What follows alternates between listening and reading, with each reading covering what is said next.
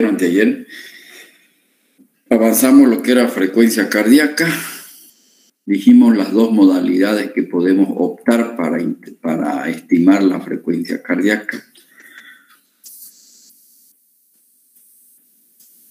Vimos el sistema exaxial,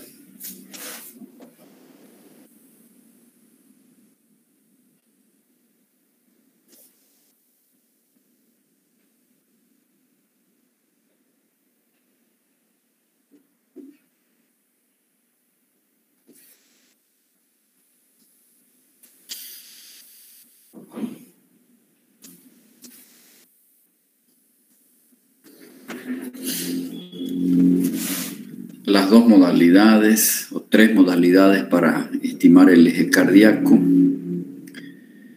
y una forma relativamente sencilla, la última que les enseñé.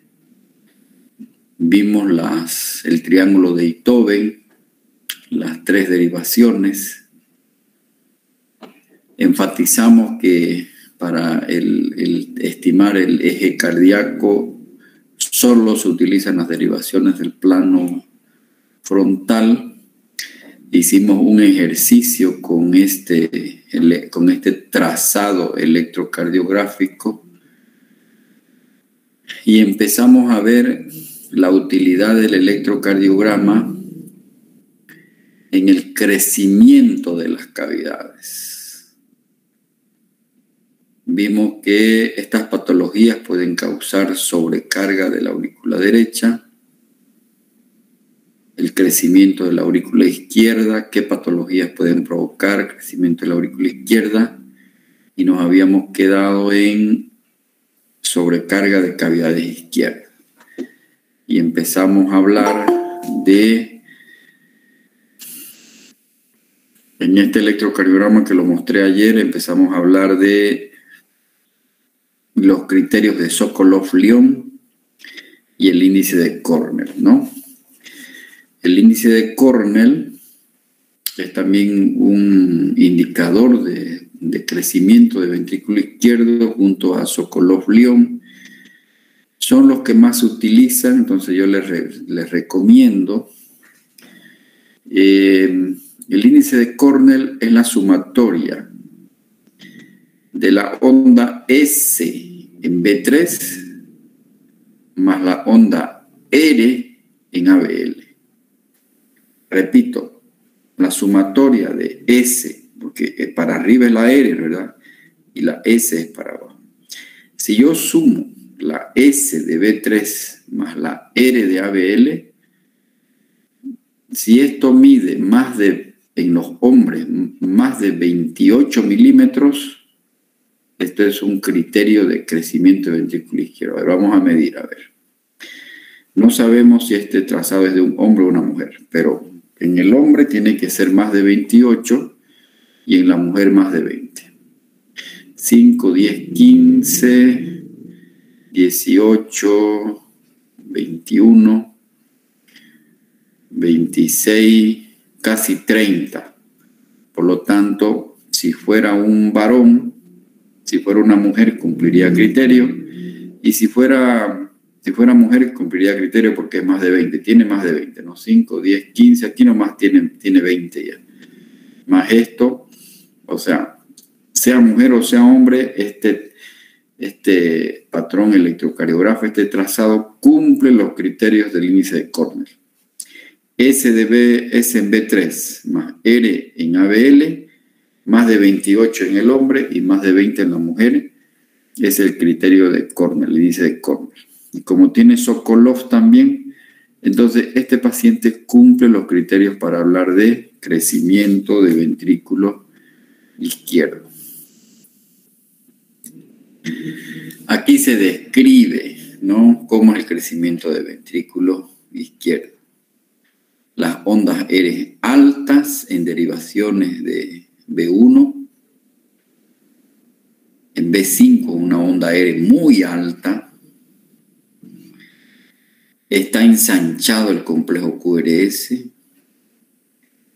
Y el segmento ST y la onda T, fíjense que hay una el ST está descendido, deprimido, y con la T invertida, porque normalmente la T tiene que ser de la misma polaridad del complejo QRS, de la onda R, perdón, tiene que ser positiva. Y aquí está el segmento ST deprimido, o sea, descendido para abajo, y la onda T está negativa. Entonces, el crecimiento del ventrículo izquierdo en el electrocardiograma se estima con el índice de Sokolov y el índice de Cornell.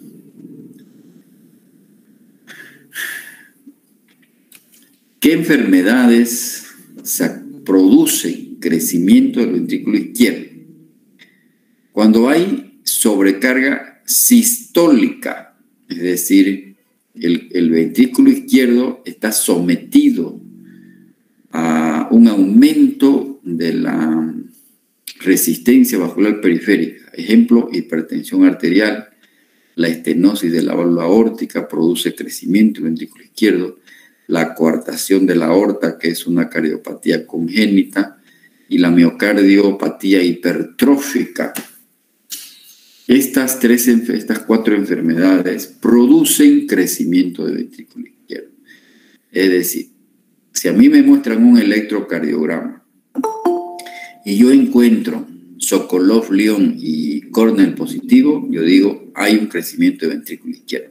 Entonces tengo que ir a buscar estas patologías, porque el electro no me va a dar el diagnóstico de la enfermedad, me va a dar el diagnóstico electrocardiográfico, es decir, qué alteración electrocardiográfico, pero es de mucha ayuda porque me orienta en estas patologías. Ya a través de la anamnesis, el examen físico, la historia clínica completa, yo voy a determinar cuál de estas patologías es la que está produciendo el crecimiento del ventrículo izquierdo. Pero también el crecimiento del ventrículo izquierdo puede ser por sobrecarga de volumen. Este es sobrecarga de presión y este es sobrecarga de volumen. Insuficiencia mitral, insuficiencia aórtica, comunicación interventricular y el ductus arterioso persistente hemodinámicamente producen una sobrecarga de tipo diastólica. Hay un aumento de volumen y por eso se crece el ventrículo izquierdo. Entonces, yo tengo que ir a buscar o una sobrecarga de presión o una sobrecarga de volumen.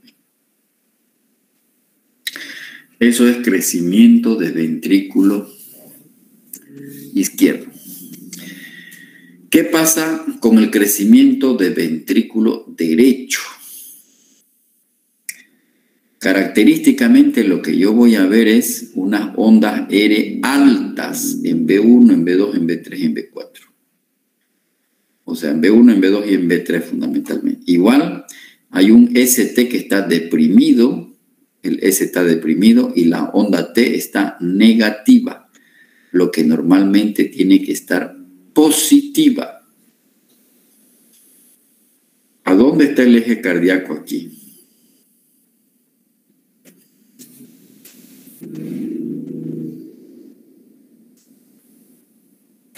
¿A dónde estaría el eje cardíaco? A ver, ¿quién se anima a decir dónde está el eje cardíaco ahí?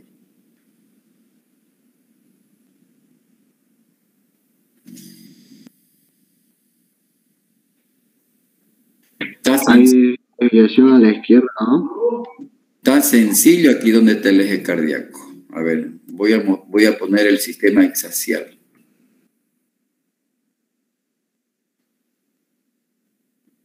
El sistema exaxial.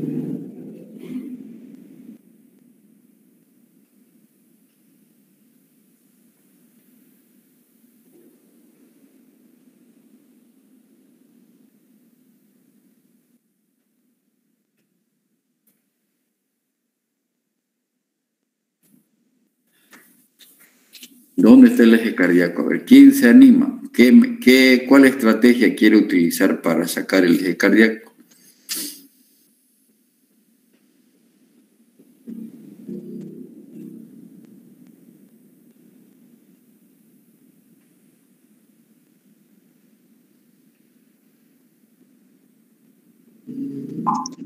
Si utilizamos la tercera, el eje cardíaco estaría normal.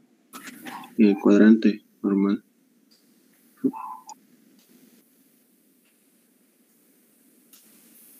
No, jovencito. No está normal. No puede estar normal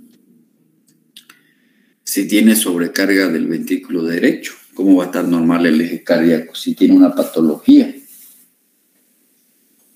Este paciente tiene un crecimiento del ventrículo derecho, por lo tanto, ¿a dónde se va a ir el eje cardíaco?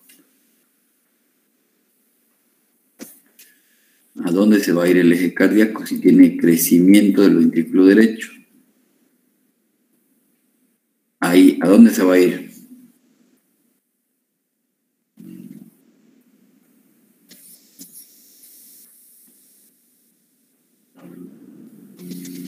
ABL.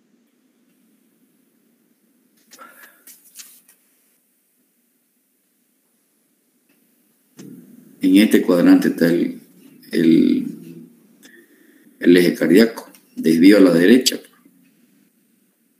Desvío normal de más 30 a más 90, normal. Algunos dicen de 0 a más 90. Desvío del eje a la izquierda de 0 a menos 90.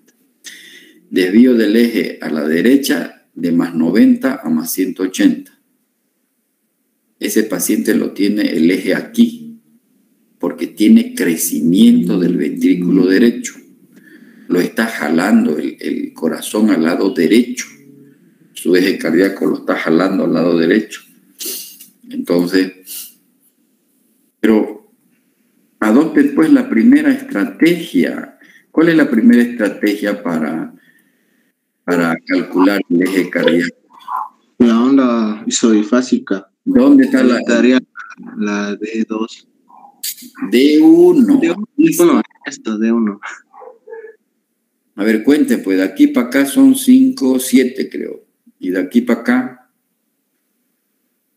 aquí está, hay mayor amplitud hacia abajo que hacia arriba, parece, ¿no? Pero está casi isodifásica esta onda, fíjense. En D1 entonces, ¿no es verdad? En D1, a ver, vamos a buscar D1. ¿Dónde está D1? ¿Dónde está D1? Aquí. ¿Ve? Aquí está D1, ¿no ve? Busco la isodifásica a D1, la perpendicular. ¿Cuál es la perpendicular a D1? AB. ABF, ¿no ve? ABF. Sí. ABF.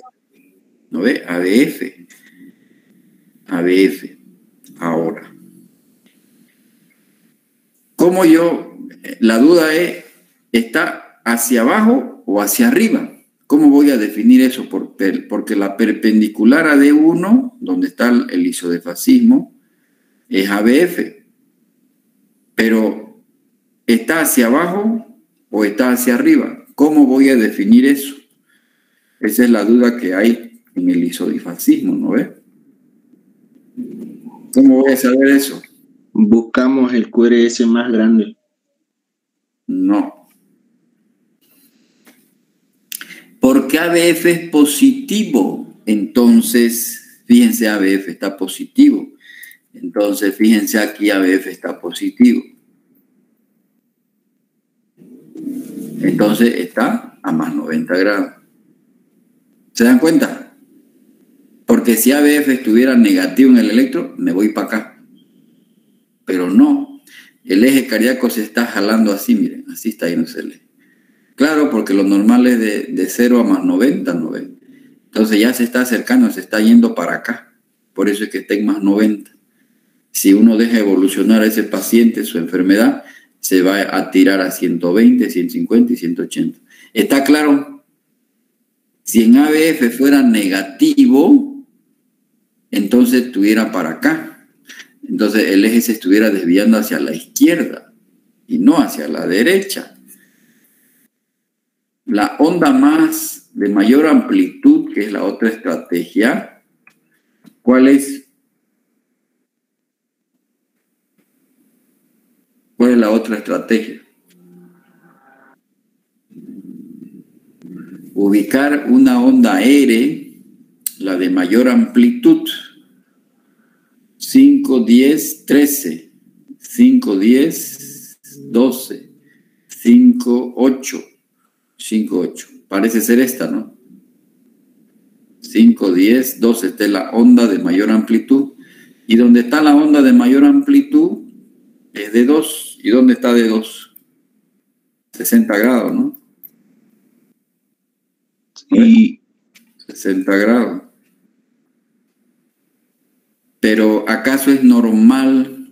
Si fuera así, este eje cardíaco, este enfermo, estuviera normal. Pero normalmente en D1 tiene que ser predominio positivo. Y en ese electro está positivo negativo. Entonces ya se está yendo el eje al lado derecho. Así es la cosa, jóvenes. ¿Se dan cuenta cómo interpretar el eje cardíaco es con los ojos? Es muy gráfico. Yo tengo que acordarme del sistema hexacial. Ahora, fíjense que en este electrocardiograma que hay sobrecarga, crecimiento del ventrículo derecho, las ondas R son muy altas en B1 y en B2. Esto no ocurre normalmente. Fíjense cómo es normalmente un electrocardiograma. Fíjense que en B1, en B2 y en B3, fíjense, R pequeñita, R un poquito más. Normalmente la onda R de B1 a B6 va creciendo de B1 a B6. Fíjense, aquí está pequeñita la R y la S grande. Aquí un poco crece la R y la S se torna más pequeña. Aquí ya la R está más grandecita y la S más. Y aquí la R grandota y la S chiquitita. Entonces, normalmente, por eso dice transición eléctrica normal de B3 a B4. Quiere decir eso que la R ya aparece más visible entre B3 y B4. Pero ¿qué ocurre en este electrocardiograma? Aquí ya está la R grande en B1 y en B2. B1 y B2, detecta el ventrículo derecho. B3 y B4 detecta el septum interventricular, y B5 y B6 detecta el ventrículo izquierdo. Este paciente tenía hipertensión arterial pulmonar primaria severa. Entonces, este es el electrocardiograma de crecimiento del ventrículo derecho. Ondas R altas en B1 y en B2, lo que normalmente no debe ser así, porque normalmente la R en B1 es pequeñita, luego va creciendo un poquito y recién en B3 ya se nota un poco. Y aquí está grandota la onda R. Y el eje está yéndose al cuadrante derecho, o sea, yéndose con desvío a la derecha. Entonces, de esa forma yo detecto crecimiento del ventrículo derecho. ¿Qué patologías producen crecimiento del ventrículo derecho? Generalmente son patologías pulmonares. Pacientes con EPOC, bronquitis crónica, enfisema crónicos, hacen sobrecargar el ventrículo derecho, lo hacen crecer el ventrículo derecho, aumenta su presión y como consecuencia también aumenta la presión en la arteria pulmonar. Una comunicación interauricular también provoca crecimiento del ventrículo derecho, porque la sangre va a fluir de la aurícula izquierda a la aurícula derecha, va a sobrecargar la aurícula derecha y va a aumentar el flujo de sangre al ventrículo derecho. Por eso también la comunicación interauricular, al igual que la interventricular, produce crecimiento del ventrículo derecho.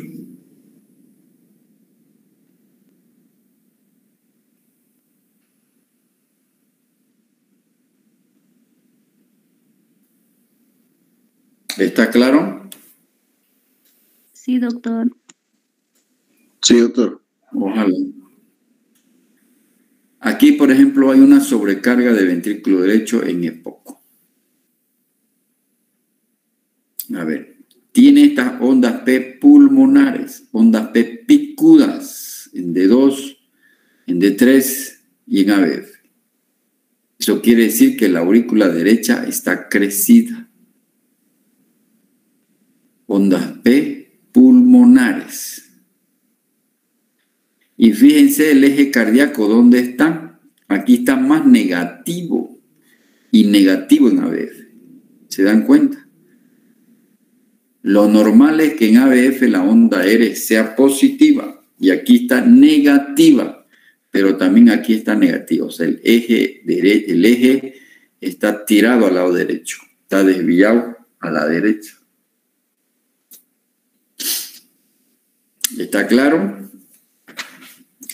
El paciente, dice el trazado, era de hábito pícnico y era portador de una enfermedad pulmonar obstructiva crónica. Crecimiento auricular derecho. Ondas P pulmonares, picudas. Normalmente la onda P es redondeada y aquí está picuda. D2, D3 y ABF. ¿Ok? Vamos ahora a ver los bloqueos. Los bloqueos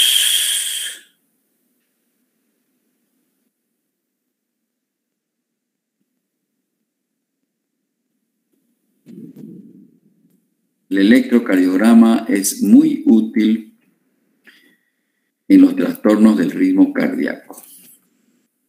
Los bloqueos, los vamos a ver.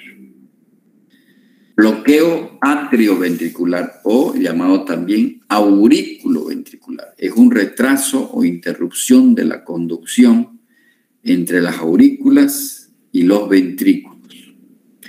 Muchas patologías pueden determinar bloqueos auriculoventriculares.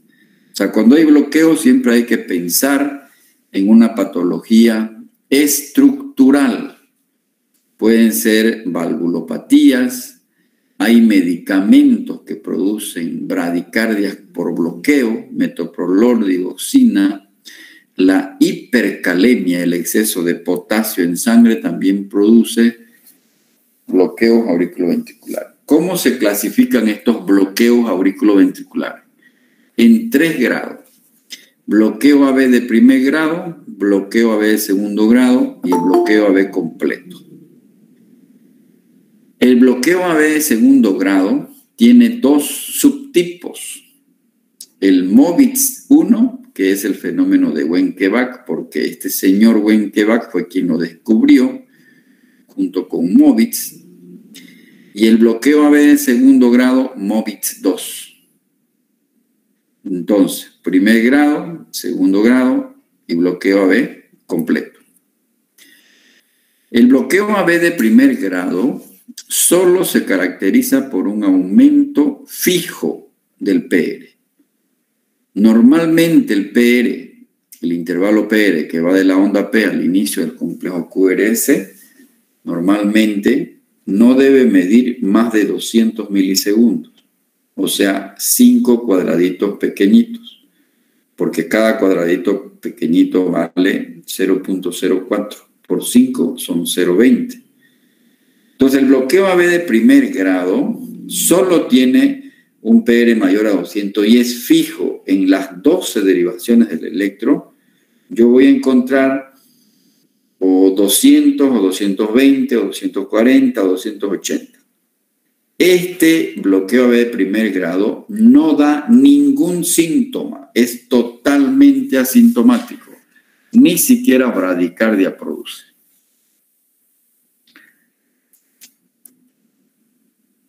Entonces se caracteriza por un intervalo PR mayor a 200 milisegundos.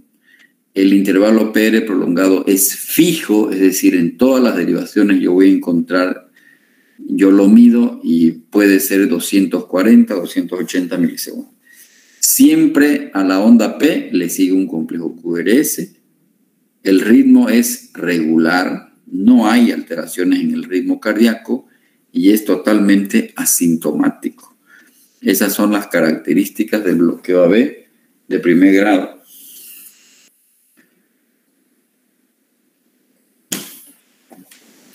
Fíjense que en este electrocardiograma, en vez de 200 milisegundos, tiene 320 milisegundos, pero al parecer parece bradicárdico, ¿no? Si uno calcula aquí, a ver, 300, 150, 100, 75, 60, 50, 43, está bradicárdico el paciente, pero es asintomático generalmente. Y es regular, estos espacios son igualitos, los RR son regulares. Solo que aquí el intervalo PR está prolongado. Cuando yo lo mido, a veces necesito una lupa para ver bien porque no se ve bien la onda P. En este caso se ve bien la onda P. Entonces tengo que contar los cuadraditos pequeños. Todo un cuadrado grande dijimos que es 0,20, ¿no ves? 200 milisegundos. Entonces el bloqueo AB de primer grado. ¿A qué se llama bloqueo AB segundo grado tipo Wenckebach? El doctor Wenckebach fue quien nos describió este tipo de bloqueo.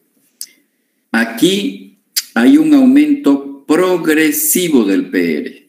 Puede ir progresando de 0,20, 0,24 y resulta que en algún momento la onda P ya no es seguida de un complejo QRS. Aquí tendría que haber un complejo QRS y se bloquea y no pasa. ¿Qué pasa clínicamente con estos enfermos? Estos enfermos son los que tienen mareos pasajeros. Se pueden caer al suelo porque aquí se bradicardiza el paciente. Previo a un aumento progresivo del intervalo PR. No se olviden que en el BAB primer grado el aumento del PR es fijo en las 12 derivaciones. Si uno calculó y salió 280 milisegundos o 320, en todas las derivaciones va a haber ese intervalo de 320 milisegundos. Aquí no. Aquí en una derivación puede ir aumentando, el intervalo se prolonga más y en algún momento en forma súbita ya no conduce, ya no pasa el estímulo desde el nodo sinusal al nodo auriculoventricular y aquí el paciente se bradicardiza, disminuye sus latidos cardíacos, su frecuencia ventricular y puede caer al suelo. Hay pacientes que recuperan, porque esto puede ser pasajero, se recuperan. Ese es el bloqueo AB tipo 1, MOBIS 1 tipo Wenckebach. Entonces, ¿cómo es el fenómeno de Wenckebach? Prolongación del intervalo PR hasta que una onda P ya no conduce. El complejo QRS es de morfología normal y el ritmo es irregular, obviamente, porque en el momento en que se bloquea y no pasa, cuando aquí se bloquea, este intervalo ya deja de ser regular, ya no es igual, porque aquí se ha radicalizado. Aquí puede ser que tenga una frecuencia de 70 o 60 y aquí puede tornarse bradicárdico el paciente y es cuando el paciente se cae al suelo. El fenómeno de Wenckebach. Por ejemplo, aquí se ve, aquí el intervalo PR tiene una medida, aquí parece que se prolonga más, aquí se prolonga más, y aquí hay una onda P, y aquí debería haber un complejo QRS y no existe. Aquí el paciente se cae al suelo, puede tener un mareo, un vaído. Muchos de nuestros pacientes acuden a la consulta con la historia de que, doctor, les cuento que a veces por momentos me da mis mareos, me mareo, se pierde mi vista. Examine a su paciente, tómele el pulso, tómele la presión arterial, la frecuencia cardíaca, hágale un electrocardiograma, porque puede encontrarse con un fenómeno de Wenckebach. ¿Está claro el fenómeno de Wenckebach?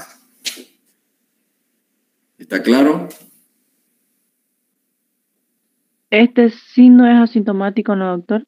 Este es sintomático, obviamente. Por eso le digo, en forma súbita la onda P no conduce. Aquí el paciente está clarito. Miren, aquí estos intervalos RR son igualitos, pero aquí no. Aquí Aquí entre este latido cardíaco y este otro está bradicárdico el enfermo, por eso es que se cae al suelo. Sintomático. Claro, sintomático. El bloqueo AB de primer grado es asintomático, o sea, no tiene síntomas.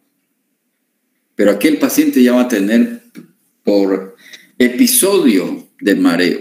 Puede que no esté todos los días con mareo, pero cuando se bloquea la P, puede en ese momento tener mareo. Vaído, también puede tener cansancio. Por eso es que hay que examinar bien a los enfermos jóvenes. Tomarle la frecuencia cardíaca, la frecuencia de pulso. ¿Cómo es el MOBIS 2?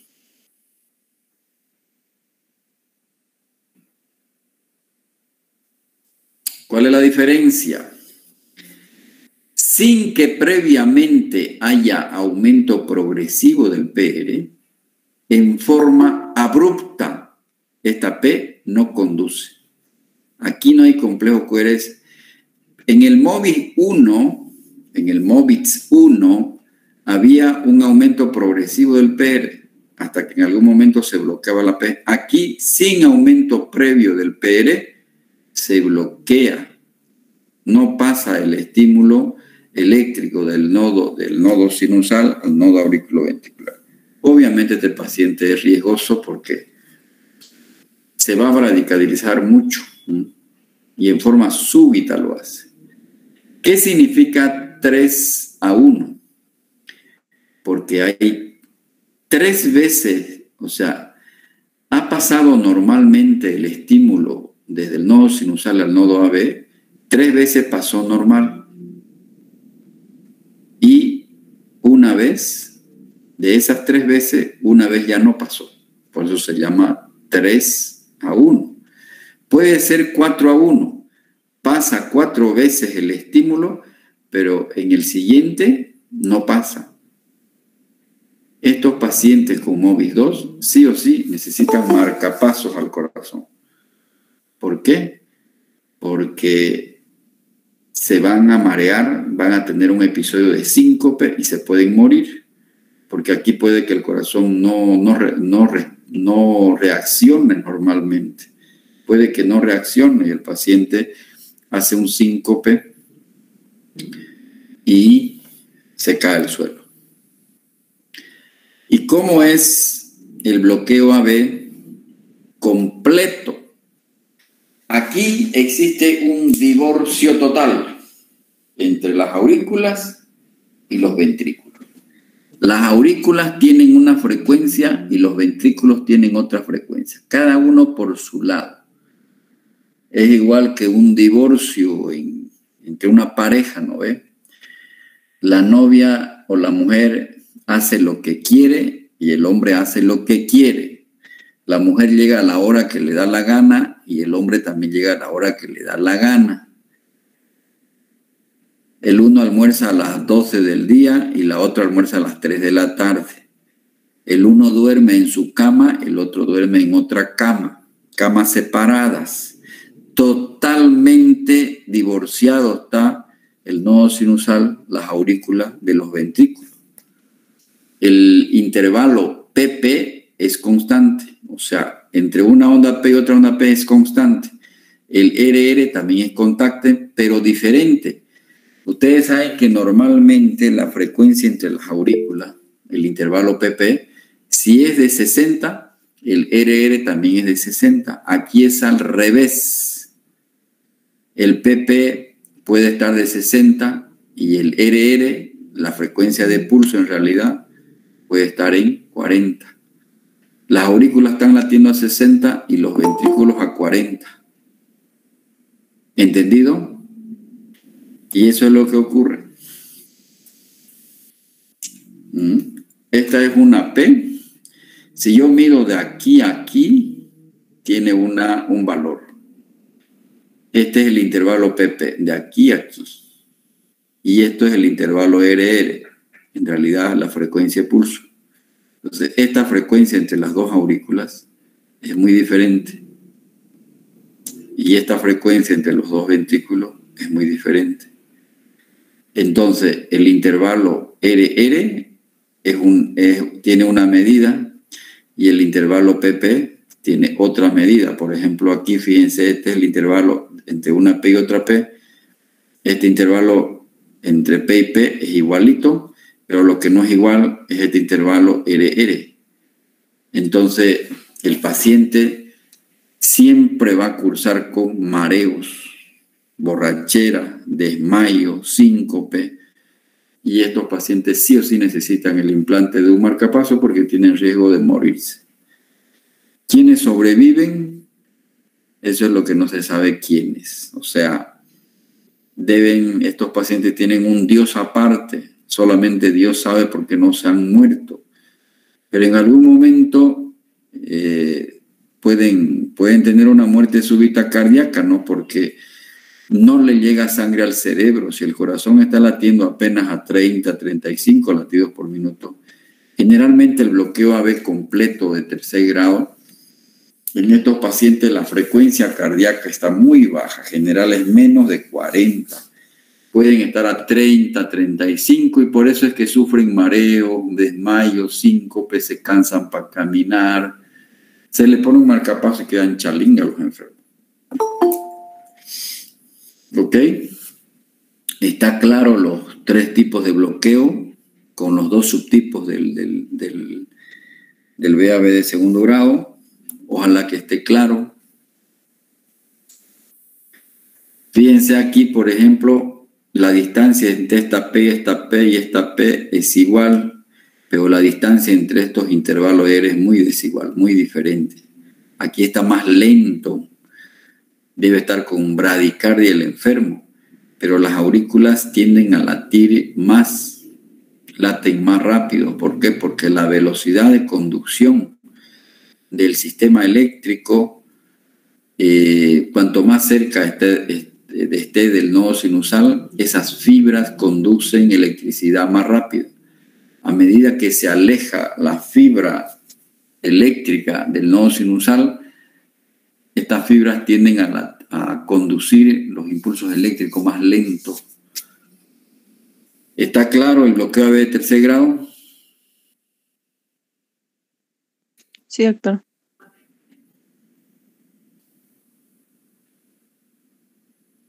Luego son los bloqueos de rama. Bloqueo de rama derecha y bloqueo de rama izquierda. Lo que hemos visto son los bloqueos aurículo-ventriculares.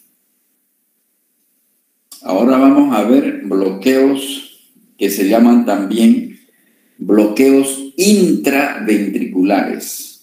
Porque no se olviden que, ¿por qué se llaman intraventriculares? Porque están en el espesor del septum interventricular. Esto es el haz de His, ¿verdad? El haz de His, que discurre por el septum interventricular y se divide en rama derecha y rama izquierda. Por lo tanto, yo tengo un bloqueo de rama derecha o de rama izquierda. En cambio, lo que hemos visto son bloqueos aurículo-ventriculares entre el nodo sinusal y el nodo auriculoventricular. Pero ahora vamos a ver los bloqueos de rama. Ambos bloqueos de rama tienen una característica singular, que es el QRS ancho.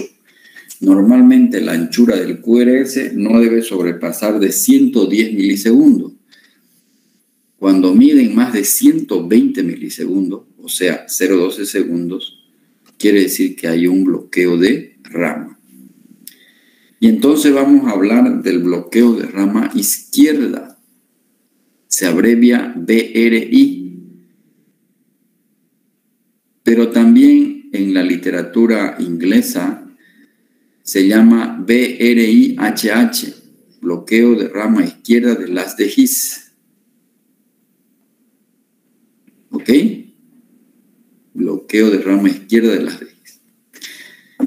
El bloqueo de rama izquierda, fíjense que tiene un QRS muy ancho.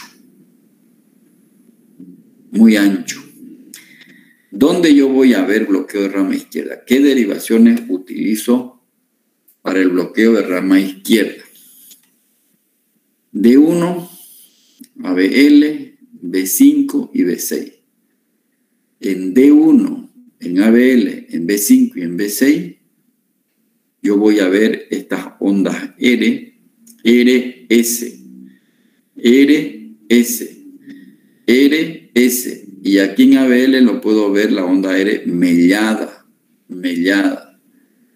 Igual en B5 y en B6. Complejo QRS ancho. Y fíjense otra característica. El ST y la onda T están opuestos a la polaridad de la onda R. Porque normalmente hemos dicho que la onda T es positiva. Y el segmento ST es isoeléctrico. Aquí ya no se ve isoeléctrico, se ve hacia abajo. El ST está descendido, está para abajo. No ve, totalmente aberrante, diferente. Entonces el bloqueo de rama izquierda yo lo voy a ver en D1, en ABL, en B5 y en B6. Bloqueo de la rama izquierda. En cambio, el bloqueo de rama derecha, BRD, totalmente diferente, ¿no? ¿Dónde voy a ver mejor el bloqueo de rama derecha? En B1 y en B2. En B1 lo que voy a ver es una RSR. RSR. Hay una melladura de la onda R. También en B2 puedo ver. Y en D1 voy a ver RS. RS. En cambio, en bloqueo de rama izquierda veíamos una R alta, ¿no ves?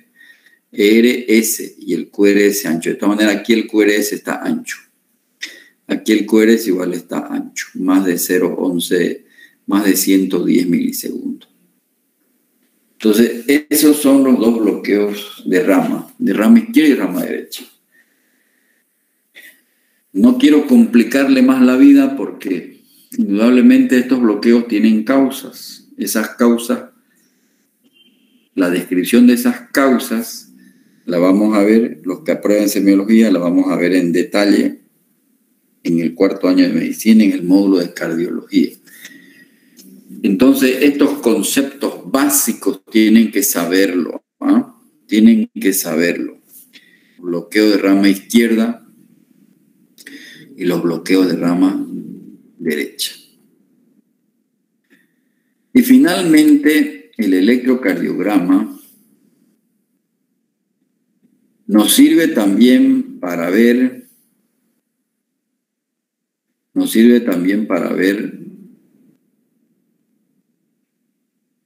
el infarto.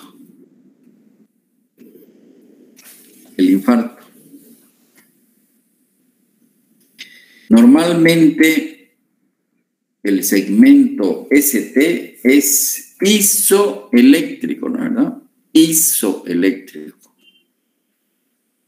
Y dijimos en la anterior clase que el segmento puede irse para arriba. A eso se llama supradesnivel del ST. Y cuando el segmento ST se va para abajo, se llama infradesnivel del ST o depresión del ST. Entonces, al año, cuando lleven cardiología, van a ver que los infartos se clasifican en infartos con supradesnivel del ST, infartos con infradesnivel del ST. O sea que lo que uno mira, lo que uno debe mirar para saber cuando un enfermo viene con dolor del pecho, para que yo sepa si es un infarto o no es un infarto, me vale madre la onda P, me vale madre el eje cardíaco, me vale madre la R. ¿Qué es lo que voy a mirar? El segmento ST. Aquí, por ejemplo, el ST, fíjense cómo se ha subido el ST. Está arriba, se ha ido para arriba el ST. Miren esto, totalmente anormal, porque el ST es isoeléctrico. Aquí, bueno, no hay ninguna de estas derivaciones se ve normal el ST. Pero acuérdense que el ST es isoeléctrico, entonces, si este trazado electrocardiográfico es de un enfermo que ha venido por dolor en el pecho, entonces yo con esto diagnostico un infarto agudo de miocardio. Es decir, un síndrome coronario agudo con ST elevado. No se trata de la misma forma cuando el S está elevado que cuando el S está deprimido para abajo. Este es el más grave. Cuando el ST está elevado, se llama síndrome coronario agudo con ST elevado. Fíjense cómo se ha subido. Normalmente tiene que estar aquí el ST. La onda T ha jaloneado el ST para arriba. Entonces, este ST elevado se ve en B1, en B2, en B3, en B4, hasta B4. De B1, B2, B3, 4. En estas 4 derivaciones, el ST está elevado. Y aquí también se ve en ABL. ¿No ve? Está así como un lomo está aquí. No se ve bien el ST aquí. Y aquí está elevado. Entonces, lo que tienen que meterse a la cabeza, y pueden encontrar un mundo de fotografías en el libro o en la red de internet, pongan ustedes ahí. Síndrome coronario agudo con ST elevado. Y les va a salir miles de fotografías.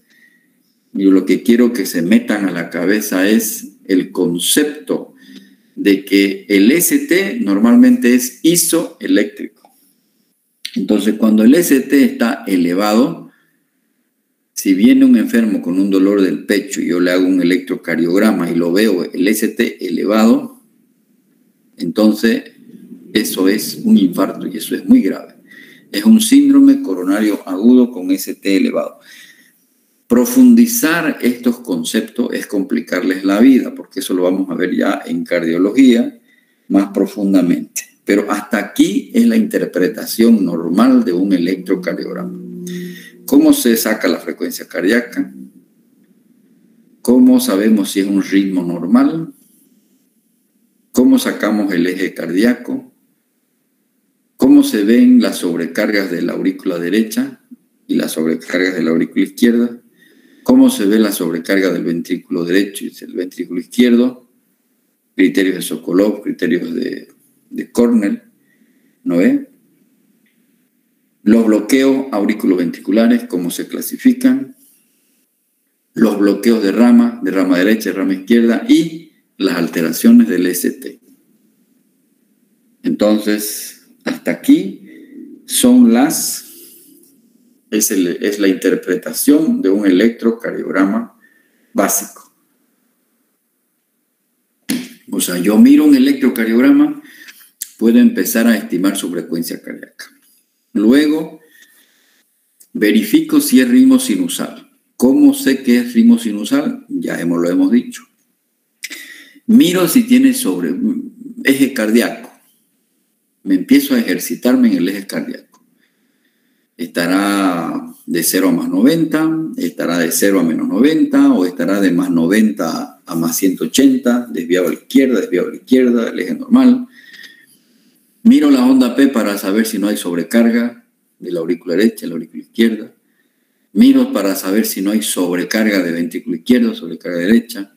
Valoro el intervalo PR para saber si no hay un bloqueo AB.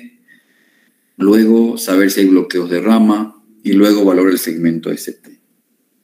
Esa es la interpretación sistemática del electrocardiograma. ¿Alguna pregunta?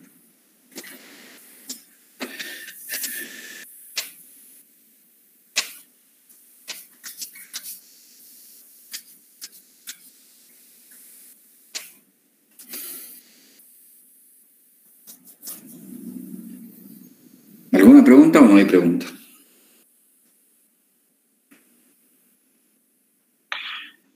Doctor, una pequeña duda con respecto a lo que es el sistema exaxial.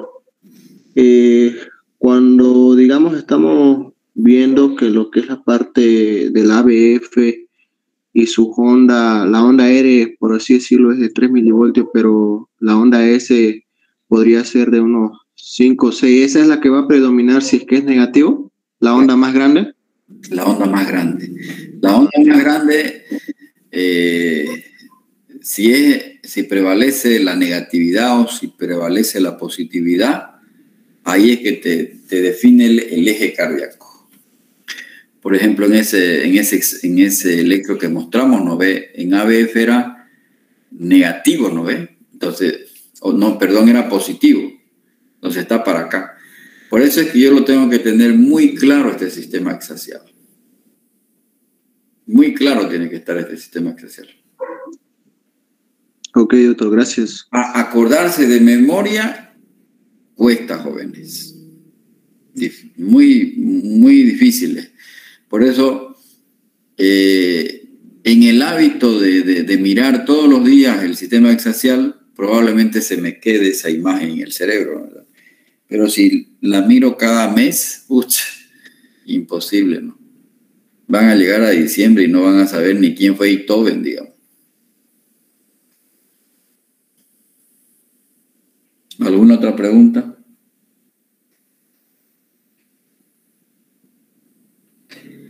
Entonces, los que vengan a la práctica de electrocardiograma, voy a ir aprovechando para tomarles examen práctico de electrocardiografía. A partir del día lunes, los que vengan al electrocardiograma a hacer práctica, como van a venir con su electro, ya tienen que venir. Yo les voy a hacer algunas preguntas y me voy a dar idea. ¿Cuántos saben? Si han leído o no han leído. Así que por favor tomen sus recaudos.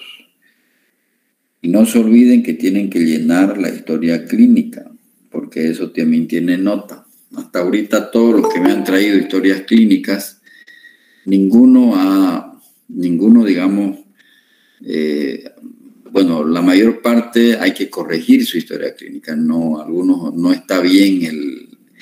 El mayor problema está en la enfermedad actual, que todavía no saben ordenar bien esa secuencia de síntomas. Pero como les dije, la historia clínica se aprende haciendo una y otra historia. Ok, ¿no hay preguntas?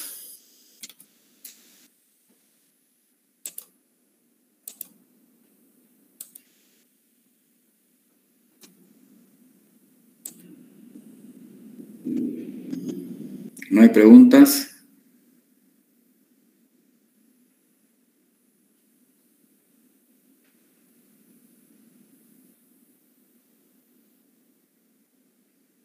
Bueno, nos vemos entonces. Una pregunta, doctor. Ya. Respecto al electro que vamos a llevar, ¿es necesario que sea el que usted dio o puede ser cualquiera que hayamos conseguido? Cualquiera. Ah, ok. Gracias. Ya, ok. Nos vemos entonces, jóvenes. Gracias. Hasta luego, doctor. Hasta luego, doctor.